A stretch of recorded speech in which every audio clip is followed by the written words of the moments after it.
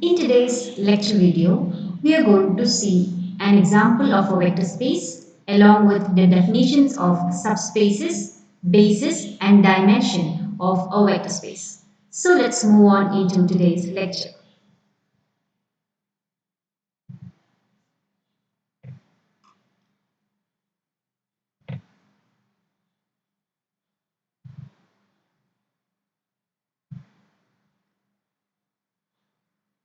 As an interesting example of a vector space, you can see the set of all positive real numbers along with the definitions of addition and scalar multiplication defined like follows. If x and y are positive real numbers, then we write darkened x, that is notated for vector x. Rather, sometimes we can write it as x bar equal to x. Okay, so instead of that, we are using darkened x, and instead of y bar, we are using darkened y. Okay, so you have the x vector and y vector that is coming from B. Both of them are real numbers. The addition of vectors inside the set is defined like this. We add two vectors x and y. It is defined as the product of x and y, product of the real numbers x and y. And if k is a scalar, which is indeed a real number, then the scalar multiplication is defined as k multiplied with the vector x is equal to x power k. We have to verify whether this set V along with the addition, scalar multiplication, both of them defined likewise. Here V is equal to R plus, okay, and scalars coming from R. Okay, so with all of these criteria, we have to check whether V is forming a vector space. For that, we have to check out the 10 axioms which we are going to see here. Okay, first of all, we are taking x and y from the set R plus, then x added with y. The vector x added with y is equal to, is defined as x into y. That is a product of the real numbers x and y, and that will be definitely an element inside R plus, because product of two positive real numbers will in turn be a positive real number. Similarly, for the second axiom, if x and y belongs to R plus, obviously x plus y, which is defined as xy, is equal to yx, because product of real numbers is commutative, right? It can be swapped like this. So yx is equal to y plus x. So second axiom is satisfied. The third one, the associativities. Likewise, if x, y, z are taken from R plus, x plus y plus z is equal to x plus yz, which is equal to x multiplied by yz, which is equal to xy multiplied with z, because the product or the multiplication of real numbers is associative, and that is equal to xy plus z by the definition of addition here, and that is equal to x plus y plus z. So associative law is also satisfied. The fourth property, here the identity or the zero element is rather 1. 1 belongs to R plus. We know that the element 1 is in R plus, and if we add 1 plus x according to a definition, that is equal to 1 into x. 1 into x will be x, and that is equal to x into 1, that is equal to x plus 1. So here we have the existence of the zero vector. Here the zero vector is 1. Now if x belongs to R plus, we need a negative of x, minus x. So here the minus x is 1 by x. 1 by x acts as minus x. Because if we take x plus 1 by x, by the definition you know that is equal to x into 1 by x, which is equal to 1, which is equal to 1 by x into x, which is equal to 1 plus 1 by x plus x. So here minus x is acting, 1 by x is acting as minus x, or the negative of x. So existence of the negative of x is also guaranteed. Fifth axiom is satisfied. The sixth one is, if k is any scalar, that means it is any real number, And if you are taking x belongs to R plus, then the scalar multiplication, scalar multiplied with x, k into the vector x is defined as x power k. Since x is a positive number, x power k for any scalar k, for any real number k, will in turn be a positive number.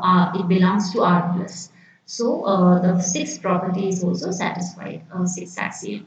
The seventh one is if k is any scalar coming from R, any scalar from R, and x and y belongs to R plus, then the scalar k multiplied with x plus y is equal to, by definition, k multiplied with xy, and that is equal to xy the whole power k, which is equal to x power k into y power k, because it is the product of two real numbers raised to k. So it satisfies this property. And by the definition of scalar multiplication, this can be written as this is equal to kx into ky, which is nothing but kx added with ky. The properties of addition or the definitions of addition and scalar multiplications are used in all of these axioms in order to verify that the axioms are true. The eighth one is if k1 and k2 are any scalars from the set of all real numbers and x is uh, a positive real number, then k1 plus k2 of x is equal to x power k1 plus k2, because k1 plus k2 is in turn a scalar. So x power k1 plus k2, which can be written as x power k1 into x power k2, right? So that is equal to k1x into k2x, which can be written as k1x plus k2x. Similarly, if k1, k2 be any scalars coming from R and x belongs to R plus, then k1 into k2x is equal to k1 into x power k2, which is equal to x power k2 the whole power k1, which is equal to x power k1 k2, which by the definition of scalar multiplication you can write it as k1 k2 multiplied by x. So the ninth property or the axiom is also satisfied. The tenth one is existence of 1 belongs to R plus such that 1 into x is equal to x power 1, which is equal to x. So here you can see that the 0 element is 1, and the last multiplication, the scalar multiplication along with the multiplicative identity in the scalar is also 1. So you have here 1 into x is equal to x, x power 1 which is equal to x, and all the 10 axioms are satisfied, and thus we can say that the set of all positive real numbers along with the definitions of addition of vectors and scalar multiplication defined like this, along with the scalars coming from the real numbers, will make V a vector space. So that was a very interesting example to look forward. And the next definition is about a subspace. We had seen the definition of a vector space, and a subspace is rather a subset of the vector space. So it is actually a subset of the vector space, and the subset itself is a vector space under the operations of the vector addition and scalar multiplication defined on V. Since V is a vector space, it definitely have vector addition and scalar multiplication, and also it has scalars. Using the same, we can make W a vector space, and then we call W a subspace of V. Okay, so as some examples, trivial examples, you can see the first trivial example is take the zero vector only, set 0. Okay, set 0 will always be a subspace for any vector space V, because all the 10 properties are trivially satisfied, because it only has the element 0 inside. And also every vector space is a subspace of itself. Okay, that is also both of them are trivial example. So in order to make us or in order to verify whether a subset of a vector space is making itself a vector space, we might think that we have to check out all the 10 axioms on that W, on the subset W, but it is not actually necessary to verify all of them, all the 10. in order to check whether the subset W of vector space is a subspace of V. Instead of that, we have a criteria for checking whether a subset is a subspace of a vector space. So that is given as the follows. A non-empty subset W of a vector space V is a subspace of V if and only if W is closed under vector addition and scalar multiplication defined on V, or if x and y are in W, then x plus y is in W. And if x is in W and k is any scalar, then kx is in W. So this statement, if and only W is closed under vector addition and scalar multiplication, this is another way in which we can give this statement. This statement is representing these two properties. Okay. So W is closed under vector addition and scalar multiplication defined on V means if x and y are in W, x plus y should be in W. If x is in W and k is any arbitrary scalar from the scalars set we are taking, then k multiplied with x should be in W. So these are the two properties which we just have to verify whether to understand that a non-empty subset W of vector space V is becoming a subspace of V. So for that, let's check out a simple example of vector space. Uh, take all the real valued functions, not continuous functions. Just take all the real valued functions on the entire real line. So we know that any real valued function can be plotted like this, x axis here and y axis here, right?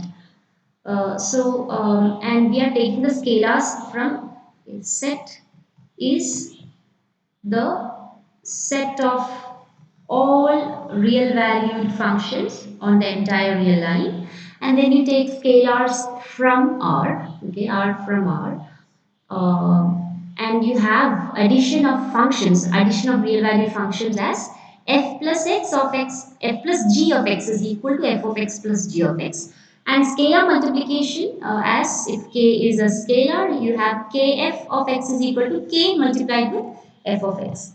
So in order to understand how two functions are added, let's see an example. Suppose if f of x is equal to x, okay, f of x is equal to x, you know that is the slanting line with a tilt or slope or an angle of 45 degree, right? And you take g of x is equal to 1. So that is a constant function. And the graph is parallel to the x-axis. G of x is equal to 1 and f of x is equal to x is this.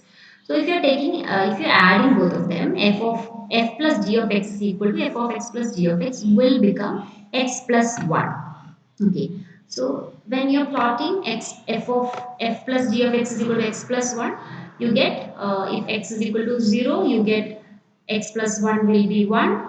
If x is equal to 1, x plus 1 is equal to 2, x is equal to 2 means x plus 1 is equal to 3, x is equal to 3, x plus 1 is equal to 4. So when you plot it, you get this is the new function f plus g of x is equal to x plus 1. Okay. So definitely that is also a real valued function.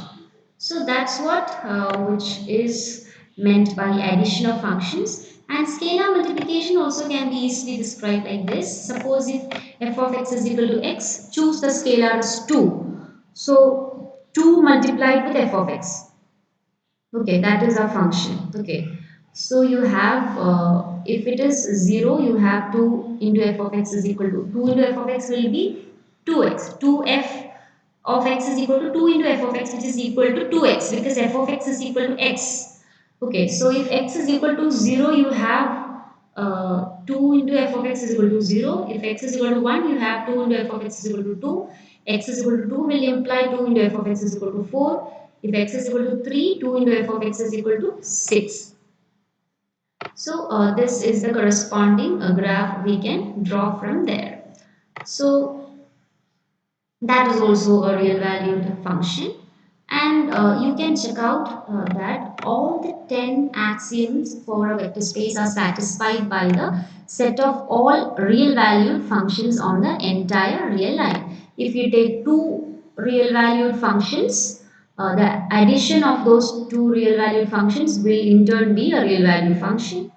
If you take two real valued function, they commute over addition, and there is associativity being satisfied for addition, and the constant function 0 will act as the 0 vector there.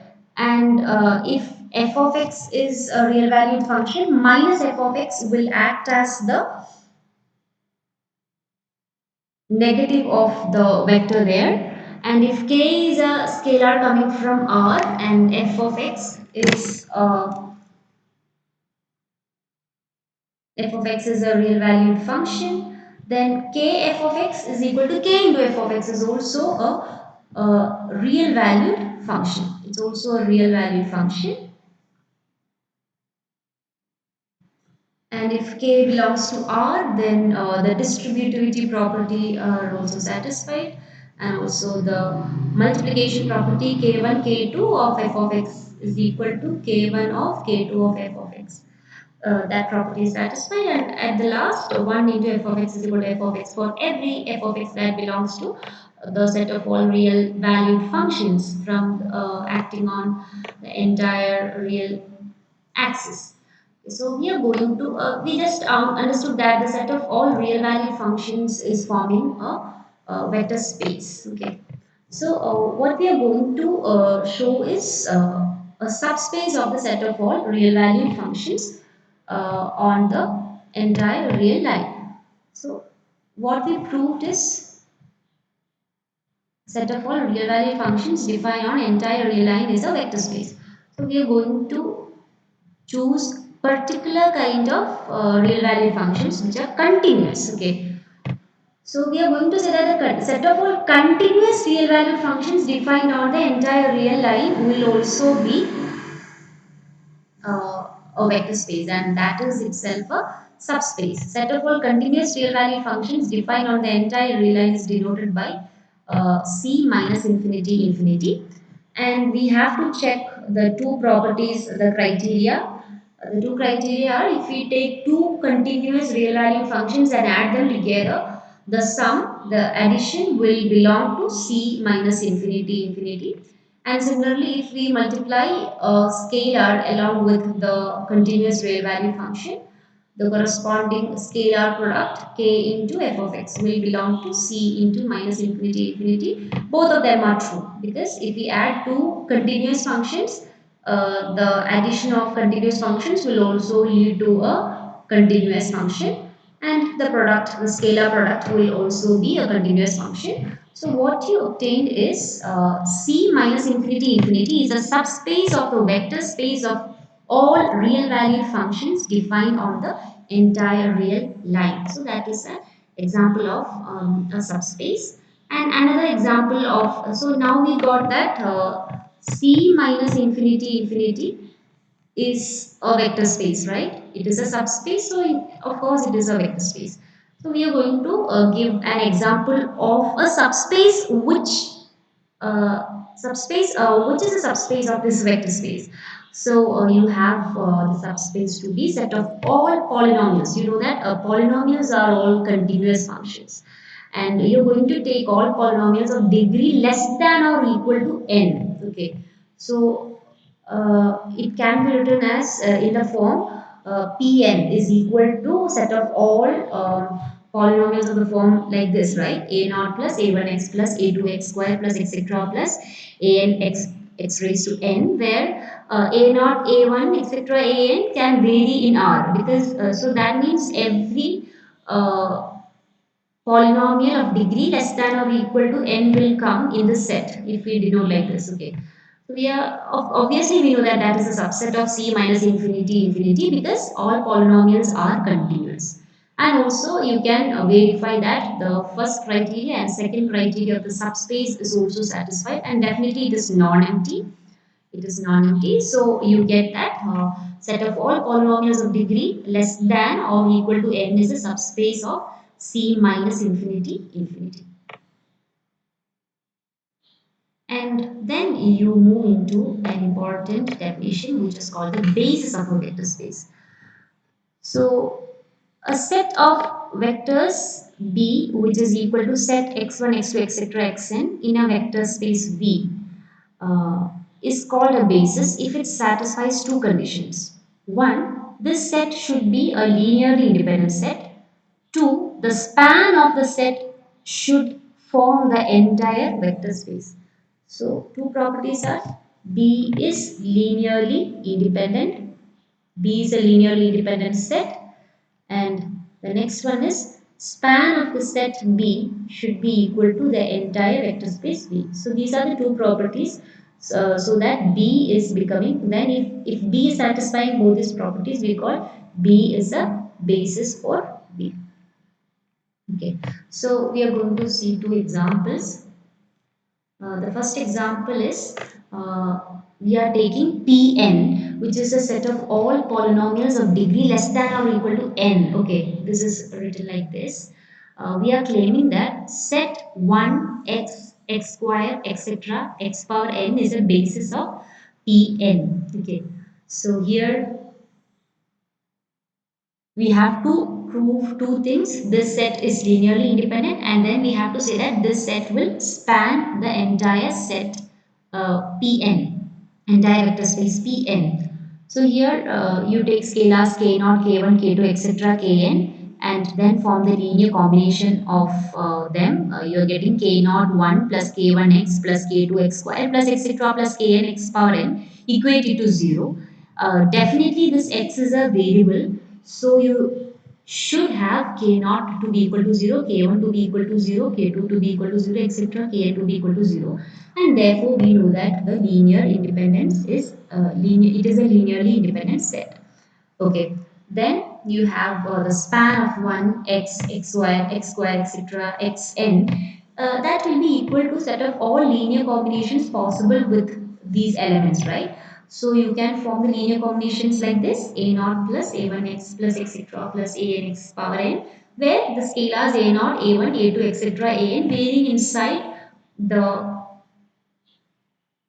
here it is real numbers. Okay, varying inside the set of all real numbers. Okay, so that will definitely form the whole of Pn. So you have both the conditions of the basis being satisfied. So we have the claim, and thus the set 1 x, x square, etc. xn, x power n is a basis of Pn. Another example is, so we take the vector space R3, the scalars are from R. We know the addition of two three tuples to be equal to like this x1 x2 the ordered triple x1 y1 z1 plus ordered triple x2 y2 z2 is equal to ordered triple x1 plus x2 y1 plus y2 z1 plus z2. Scalar multiplication is defined like this: k multiplied with the ordered triple xyz is equal to ordered triple kx ky kz. So we are claiming that the set of all set of three vectors which are order triple 100, order triple 010, order triple 001 is a basis of R3. So we have to prove that this set is a linearly independent set as well as it spans the whole of R3. For that, how to prove the linear independence of vectors? We take the linear combination of the vectors and equate it to the zero vector in R3. The zero vector in R3 will be the order triple 000. So k1 into 100 plus k2 into 010 plus k3 into 001 is equated to 000. That means the order triple k1, k2, k3 is equal to order triple 000. That means k1, k2, k3 all of them are zeros. That means linear independence is satisfied. The set is a linearly independent set. And also you take the span of 1 0 0 0 1 0 0 0 1, that will be equal to the set of all a into 100 plus b into 010 plus c into 001, where a, b, c are varying inside the set of scalars which are real numbers R. That means you have the set of all three tuples inside R3. That means it will be the set R3 itself. So the span of the set is R3. That means, and also the set is a linearly independent set. That means it is a basis of R3. That means the claim is holding. And this basis of R3 is called the standard basis of R3. And note that a basis of R3 need not be unique. For instance, I can give you another basis. You can check it out. See, I'm going to say that set 200 set of three elements. The first vector is order triple 200, order triple 010, order triple 111 is also a basis of R3. You can verify it.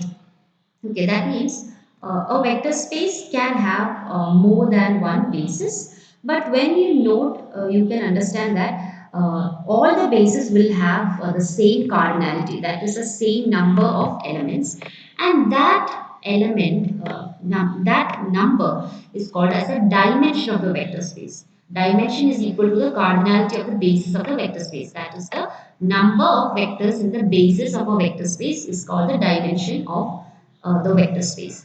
For instance, earlier we said R has R, the vector space R will have the basis as set 1, or you can say set 2. All of them are basis for R.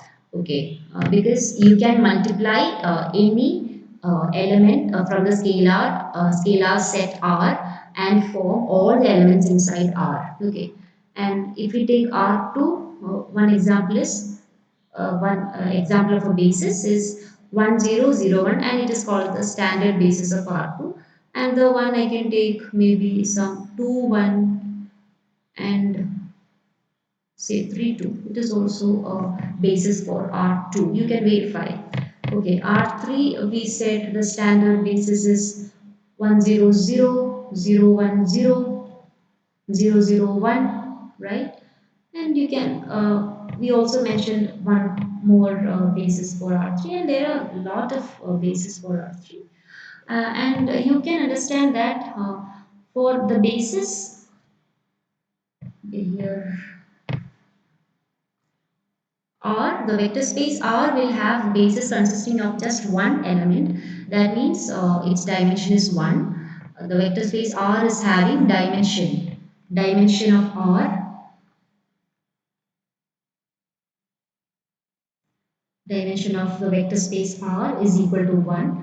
Dimension of the vector space R2 will be equal to 2 because there are two elements. See, 1, 2. Two elements inside every basis of R2.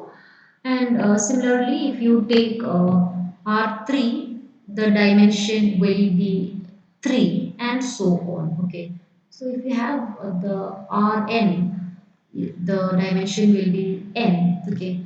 And earlier we said Pn is a vector space, right? It consists of all polynomials with degree, all polynomials with degree of p of x less than or equal to n, or we had written it like this: a naught plus a1x plus etc plus a n x power n with a naught a1 etc an coming from R, the scalar set. Okay, so this was Pn, and we mentioned a basis which was equal to 1x x square x cube etc x power n, right? So here this is the first element, this is the second element, third element, fourth element, and the last will be the n plus 1th element. So the dimension of Pn will be equal to n plus 1. Okay, and then you have the zero vector space is given special consideration. This space consists only of the zero vector. Okay, and you know that set 0 is a linearly dependent set, it is not a basis, and we by it's a custom to define the dimension of the trivial space set 0 as 0. So usually we give dimension of the trivial space set 0 to be equal to 0. So we customize it like that. Okay, so that's our end of this lecture video, and also you can define or give us an example the dimension of a solution space. Okay, so here the general solution of a homogeneous linear second order differential equation y squared plus 25y is equal to 0. How you form the solution? Y double dash, not y square, that is y double dash. Y double dash plus 25y is equal to 0. You form the characteristic equation, which is m square plus 25 is equal to 0. That means you have the